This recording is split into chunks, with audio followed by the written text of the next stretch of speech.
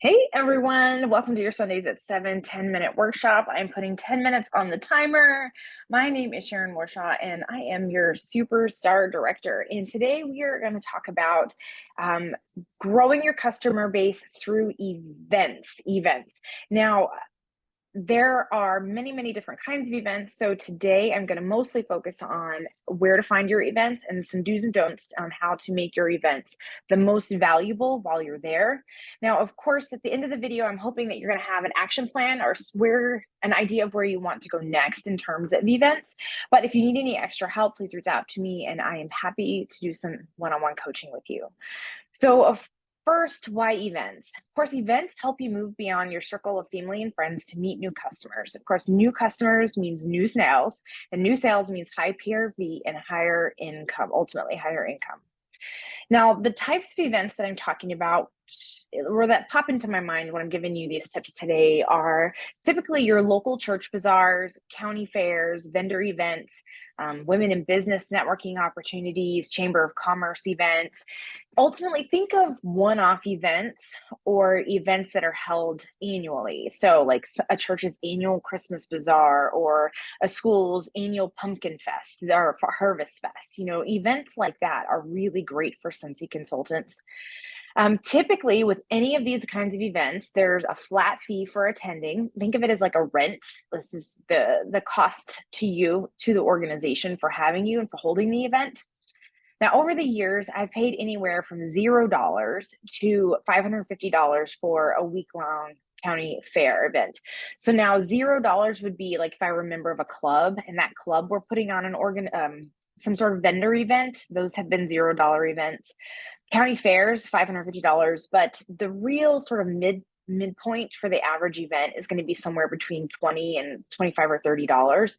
So, and those are generally day-long events. Like maybe they start at like 10 and end at 3 or 4.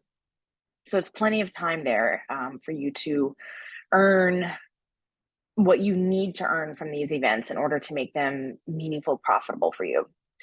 Now, how to find events. A lot of local news, advertisings like the newspaper, local radio, um, these kinds of like local circulars, they kind of come out like we have them in my community. Not only is the local newspaper online, but there's also like community newspapers, community flyers that go out. They tend to have these events in them.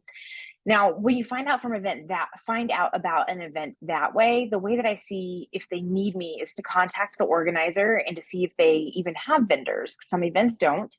And if they do have vendors, if they have space for me and how much it costs so I can get it on my calendar. Another super effective way, like probably one of my favorite ways to find out about events, is word of mouth. Now, you might already know other people in business who do vendor events. You can reach out to them, contact them, DM, text, chat with them, and find out what kind of events they already have lined up for the year and see if they can share some of the contact information with you about their organizers. I actually had a really good friend in my community who does vendor events consistently as a way of supporting her family. And I was her go-to person before COVID for Scentsy. So anytime she had an event, she would invite me to that event. But that all started from word of mouth. Now, if you don't think that you know any other vendors in your life, actually go to a vendor event. I know that sounds super silly, but you know what? You want to be able to support the same events that you're going to go to. So I like to go to vendor events, find somebody there that I connect with on a real level, on a personal level. I like their products. I enjoy talking to them. And then I ask them, where are you going to be next? And folks are willing to share because when you have camaraderie, going to events with people that you know and like is kind of like having your own little extra party over on the side. It just really makes the event that much more fun. There are a lot of Facebook groups out there dedicated to sharing vendor information. You can search keywords like the name of your town and vendor or your area and business supports. Going to, again, your Chamber of Commerce probably lists a lot of really good events or events that are typically bigger if you're associated with the Chamber of Commerce. There are actual websites out there that are dedicated to sharing vending opportunities. There's a couple of different ones that I've used over the years, and they're like fairsandfestivals.com is the one I can think of off the top of my head. Some are free. some are pay. If you do decide to pay, the cost is typically very low, and it should give you a comprehensive list that's actually good for years because it lists a whole lot of events that are both past and like future within the next couple months. And since a lot of them are reoccurring events, you can keep the list and just continue to look at it year after year. Of course, you'll have your own records once you start attending events that occur year after year. If you do decide to pay, it is a write-off. I have paid in the past and been very, very happy with the results. But again, there are some websites where you don't have to pay at all, and they're just as useful. Do an internet search for events that have happened the year before. Typically, they'll say if it's an annual event, you can contact the coordinator to get an early application. This is especially true with churches who have done events for 25, 30, 40 years, or schools that have a harvest fest every single year. You can go back and search. I'm in Boston right now, so it would be Boston Harvest Fest 2022. And it'll return a ton of results of all of the harvest fests that were held in Boston in 2022. And you can see whether or not they're annually recurring events. And then you can go and approach those coordinators about perhaps getting an application for yourself. Okay, moving quickly on to do's and don'ts because I've already talked for so long. First things first, do keep in mind that the whole point of participating in a vendor event is to meet new people. With that being said, you need to have some sort of a lead generator game or a box, something so that you can get the contact information of not just the people who purchase from you, but the people who even just pop by your booth. Now, a lead generator is something like enter to win, spin the wheel and win, guess the testers and win. I like to put a giant jar of expired testers on the table and say, guess how many are in the jar. Whoever's closest wins the testers. Something. Now, door price slips, you can Google Scentsy door price slips to get a good idea of what kind of information you might need on a door price slip. If you decide to create them yourselves, it needs to have a customer's name, some kind of way of contacting them, and then some sort of question about host and join.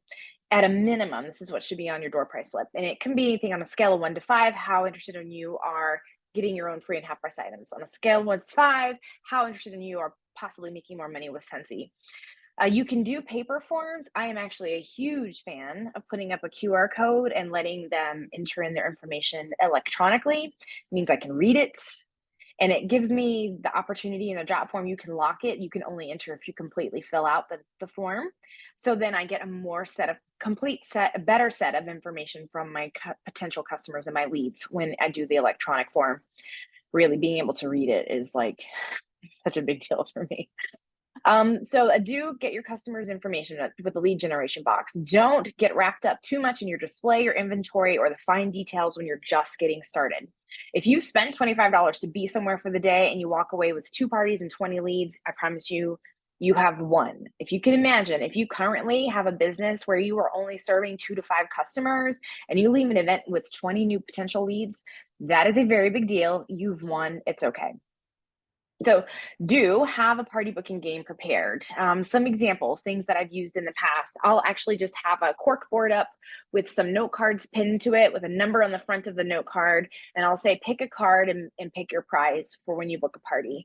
And I'm very upfront with people. I let them know that whatever's on the card, that'll be their gift at their party. So somebody will walk up and they'll say, oh, I'll pick number 10, flip it open. I'll be like, hey, you can get a free mini warmer at your party or a deluxe warmer for half price at your party. And that's going to be there. Now, keeping in mind, these are consultant specials. You're not going to have them advertised anywhere. You're going to talk directly to the customer about it when you're doing it. And you're going to use your perpetual party reward or host rewards from other parties to help pay for it. So you're not paying for it out of pocket. Don't be afraid to ask your upline and other local consultants for help and to borrow gear. Again, trying not to get too in deep into your event. Maybe your event doesn't do tables. Maybe somebody in your area is willing to lend you a table. Maybe you need some chairs. Maybe you need some display items or whatnot. Use your networks in town, upline, downline, sidelines. Don't invest in that stuff if you don't think events is going to be something that you're going to be using long term. So don't be afraid to ask for help. Do ask if there's going to be another Scentsy consultant at the event. Scentsy does allow, wait 2 seconds. Scentsy does allow multiple vendors to be at the same event, so it's up to the event coordinator to decide to offer the space to more than one consultant. If the event is small and the other consultant is already fully committed, aka paid and their application submitted, you might consider declining that space. But if you're at a very large event like a county fair, there's probably plenty of business for more than one consultant. I have gotten into events where the other consultant submitted their application but never paid. And I have done very, very large events where there was more than one Scentsy consultant, but they had an average attendance of that event of over 65,000 people over the course of a week. So having two Scentsy consultant booths really did not impact our businesses because there were 65,000 people there. Do not set up a permanent or semi-permanent booth anywhere, and do not set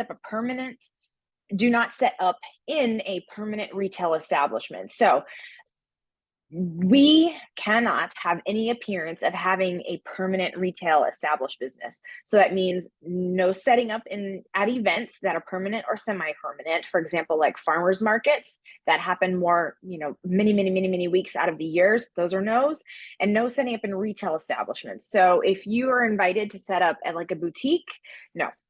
But what you can't to sell your products, you cannot sell your products in a boutique because that's giving the vibe of retail. What you can do is set up informational booths. You can book parties and you can share information about the business within retail establishments. Okay.